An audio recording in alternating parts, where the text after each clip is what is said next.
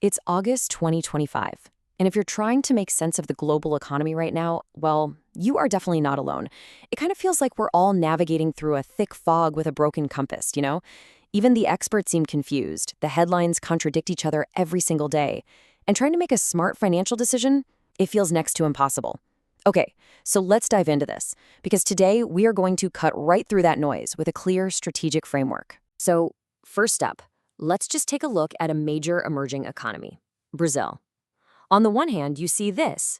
Unemployment has hit a record low of 5.8%. I mean, that sounds amazing, right? More people working, that should mean a stronger economy. But at the very same time, the credit market is contracting. Lending is actually slowing down, which is a classic signal that the economy is pumping the brakes. So, what is the real story here? Is the economy booming, or is it about to bust? It's confusing. And look, this isn't just a Brazil story. Let's hop over to the world's biggest economy, the United States. We're seeing the exact same baffling contradictions. Private demand, which is a huge engine for growth, is clearly slowing down. But then you look over here, and core inflation, the very thing the Fed is trying to crush, is actually starting to accelerate again. It's like you're driving a car with one foot slammed on the gas and the other one on the brake. This right here is the macro chaos we are all trying to deal with. Now, when you're faced with this level of uncertainty, our brains, well, they're hardwired to react in some very predictable and honestly very damaging ways. And this leads most investors straight into one of two major traps. And this slide right here, it really exposes our default programming. On one side, you've got the panic seller. Fear just takes over and they dump everything as the market drops, turning what were temporary paper losses into very permanent, real ones. Then on the other side, you have the reckless gambler.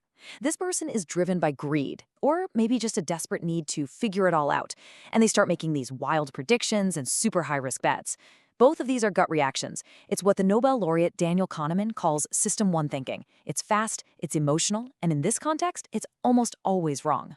So this is what reveals the path forward.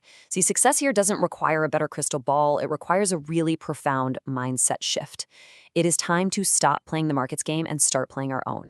And this quote, this just brilliantly illustrates the new mindset. It's from the father of value investing himself, Benjamin Graham. He asks us to imagine the market not as this all-knowing judge of value, but as a bipolar business partner he named Mr. Market. Some days, this guy is euphoric, right? He's offering to buy your shares at absolutely insane prices.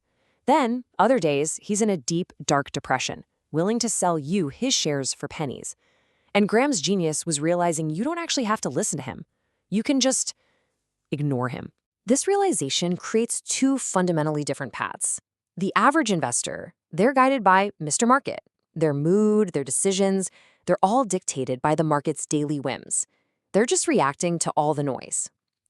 But the strategic investor, they're guided by something much, much more stable, the actual underlying value of the business. They use analysis, they focus on the long-term signal, and they see Mr. Market's crazy mood swings not as a threat, but as an opportunity. Okay, so a new mindset is powerful, for sure, but we need tools to actually put it into action. So let's build what we can call an anti-fragile toolkit. 3 timeless principles that will help you thrive no matter what Mr. Market decides to do next. All right, tool number 1, and this is the most important one. It's your defense. It's called the margin of safety. This is another core idea from Graham. All it means is that you insist on buying something for much less than you think it's actually worth. That discount, that gap between the price you pay and its real value, that becomes your ultimate shock absorber. It's what protects you when your forecasts are wrong, when some bad luck strikes, or when the market just goes completely crazy. Okay, next we go on offense. The second tool is called convexity, a concept really championed by Nassim Taleb. With this, you forget about trying to be right all the time. Instead, you structure your bets so that when you're wrong, you only lose a little, but when you're right, you win big. You're constantly searching for this favorable asymmetry. And this visual just makes the whole concept click instantly, doesn't it? You are looking for situations where your maximum potential loss is small, it's known, it's capped. That's the small bar on the left. But your potential gain, that's the big bar on the right, is disproportionately massive.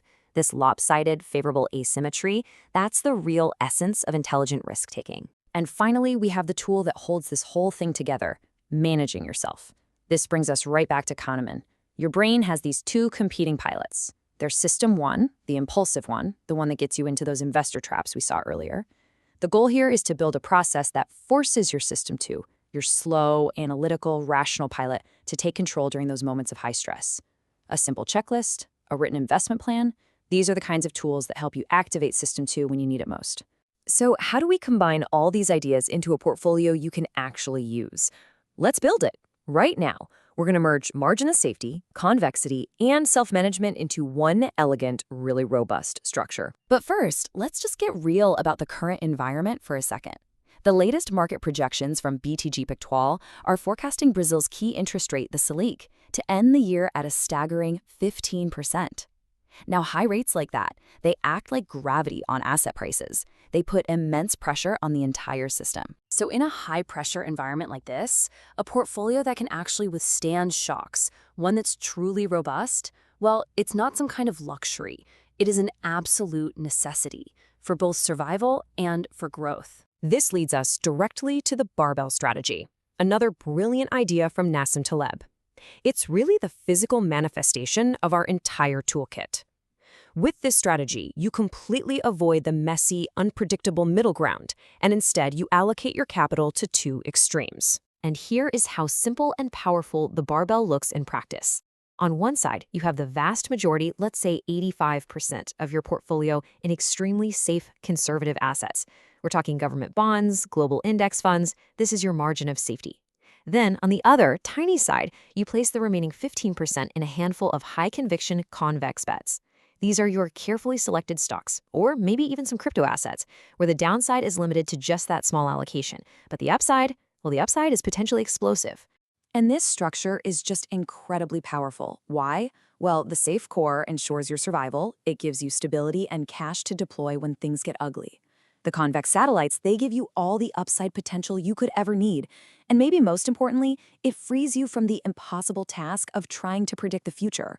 You are prepared for a huge range of outcomes instead of just betting everything on one.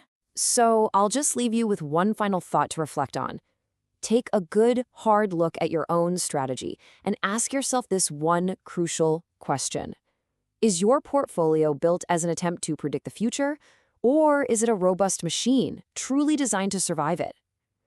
The answer to that question could make all the difference in the world.